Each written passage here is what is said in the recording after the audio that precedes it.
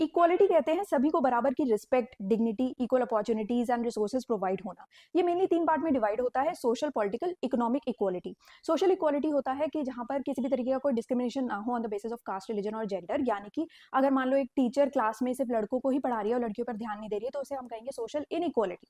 Political equality बहुत simple है, जहां पर लोगों को पॉलिटिकल पार्टिसिपेशन का राइट्स हो, चाहे तो वो वोटिंग राइट हो या इलेक्शन में आपको खड़े होना हो या फिर अपनी बात आगे रखनी हो। जैसे मान लो आपकी कॉलोनी के इलेक्शन है और वहां पर ये बोला जाए कि सिर्फ 5 रिच लोग ही वोट कर सकते हैं, तो इसको हम कहेंगे पॉलिटिकल इनइक्वालिटी।